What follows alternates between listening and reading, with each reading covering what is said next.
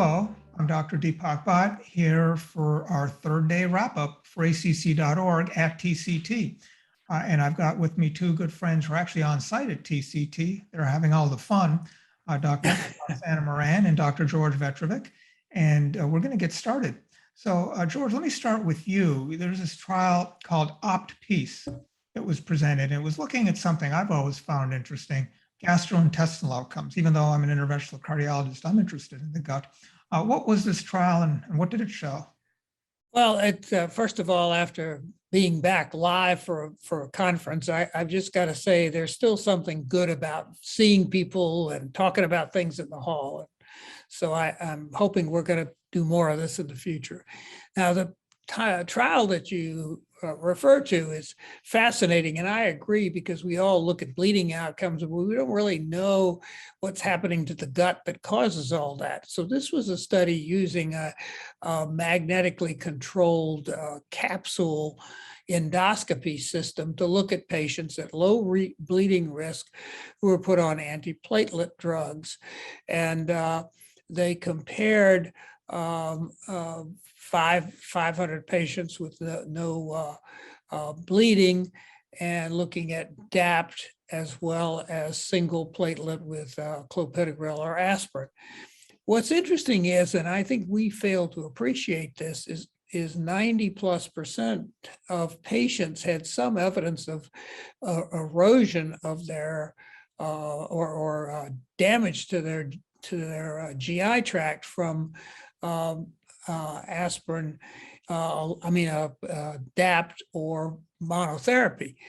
And then when they looked at a small subset of patients that had zero injury in terms of bleeding and compared them long-term, it turns out that the number of events were less with single antiplatelet drug compared to DAPT. So if you look at the entire group, single platelet antiplatelet therapy versus DAPT was 94.3% versus 99.2%, significantly different, favoring single antiplatelet drugs. But then if you look at the small cohort of patients with no prior injury, then it turns out that single antiplatelet drug is about 8.5% developing lesions versus 38.1%, highly statistically significant. And those data hold out to 12 months as well. So even in low bleeding risk patients, there's a significant amount of injury, if you will, to the GI tract. And I think it's fascinating, and it does suggest that there is not only a theoretical, but a real reason to try to use single antiplatelet therapy compared to dual. So Roxana, you've thought a lot about bleeding through the years. What did you think about this study? You know, one of the things that I think we have to applaud the investigators for is for blinding aspirin versus placebo. I think these are really, really difficult studies to do. And going to a single antiplatelet therapy with the drug that's available, I think it's great that they did do that.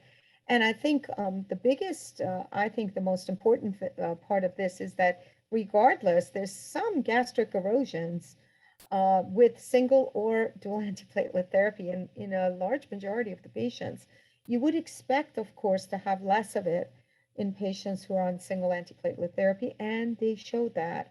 And it seems that between aspirin versus the P2Y12 inhibitor, they don't really have enough patients to say which one, but it just seems to me that the P2Y12 monotherapy still looks pretty good in terms of, if you were going to choose one, in terms of the gastric erosion. So very, very interesting study, and basically I think it solidifies the pathobiology of the gastrointestinal issues that are going on in patients on antiplatelet regimens.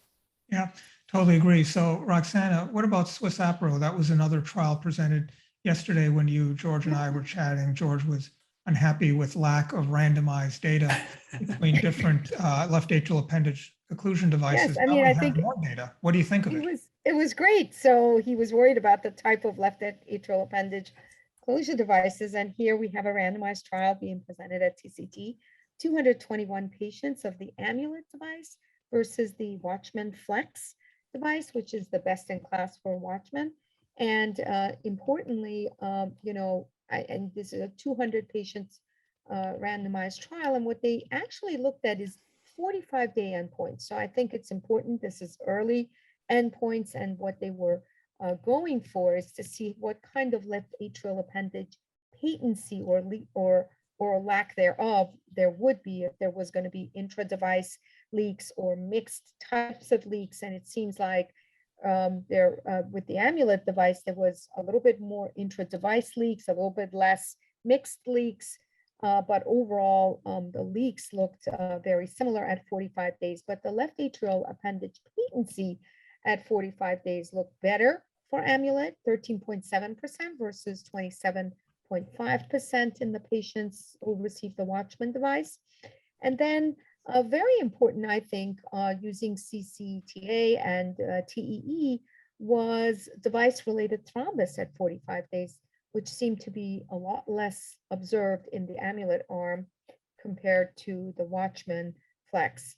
By TEE, 2.1% in Amulet versus 5.5%. These were not, obviously, none of them met statistical significance, just a trend towards perhaps more thrombus in the Watchman device on those.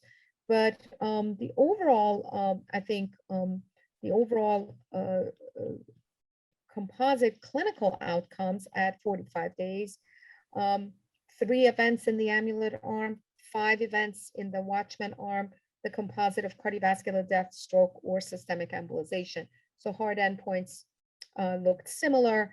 And I think overall, the only issue that we did see is more procedural complications associated with Amulet, including pericardial effusions and even some procedural related deaths that were observed with the Amulet, 2 deaths that were associated with the procedure with the Amulet device. Yes, I'm going to congratulate the investigators because I really think we need, in general, in interventional cardiology, more head-to-head trials of devices, including the left atrial appendage occlusion space, but even more broadly. So I like it, and I hope we see more trials like this, larger trials, longer-term trials, including in the left atrial appendage occlusion area. George, what did you think about this trial, and what does it mean for us? Well, I appreciate the fact that you pointed out, I said I wanted one of these trials yesterday. You didn't say you got what you wished. But now we have to interpret it. But I do think that it's important to have that data. And I think they did a good start on this. I think we need more long-term data to know the visual changes in terms of completeness of closure and so forth, I think are important. I just don't know quite what to do with it long-term. And I think we need really long-term data to look at that. And because at the end of the day, we're going to have to match, albeit small, but real what looked like upfront risk to what are the long-term benefits. So when we start looking at that, I think we need more long-term data. It's intriguing. It looks like it'll be there, but we've got to see it. Yeah, agree with you. And for our final trial, just one that we can cover quickly here, Roxana, let's talk about the interpret valve. It wasn't actually a randomized trial, but it was, I thought, really interesting, showing a transfemoral mitral valve replacement, obviously going through the transeptal. What did you think of these initial data? It's exciting to start to see. This is only a 30-day outcome of the transfemoral Intrepid TMVR. This is mitral valve replacement. It's not an edge-to-edge repair. It's a device placed in there. This is a very, very interesting device that is a stent that's anchored with, basically a valve that is then anchored onto a stent with a skirt, and a very, very interesting device that is placed transapically. And this result was almost flawless with 26 patients screened, 20 approved, 15 undergoing procedure, and 30-day 30. results with very, very low poor outcomes or anything like that. All cause, the major outcomes were all zeros. So they did very, very well. Some bleeding, some vascular complications, as you would expect, and one rehospitalization. So really exciting also to see that by echo, 30-day echoes look great in terms of reduction of mitral regurgitation and lack of paravalvular leak. And I think some improvement in the New York Heart Association. Of course, these are only 15 patients, early results, but very exciting. No, I agree. The 15 patients at 30 days look really good. And yeah, there's some vascular complications, but it's a 35 French transfemoral system. So, you're entitled to have a groin bleed here and there, I think. George, what were your feelings about this valve? I think this is really encouraging. It doesn't answer any question, but it gives you the background to go ahead and do a real study, a large study, because this is an area, a space that needs opportunity, and so this is exciting, and this is the background we need to encourage everyone. May even encourage other investigators to look at other valve types, and there's always an evolution of this technology. So I think this is exciting that it looks as good as it does, kind of right out of the box. So I'm excited. Yeah, so am I. Well, great speaking with you both again. It was an exciting day 3 wrap up here at TCT. Thanks to our audience at home. And for further details about the trials, news coverage, journal scans, or lots of other great information, please do tune in to acc.org. Thank you. Thank you very much. Thank you.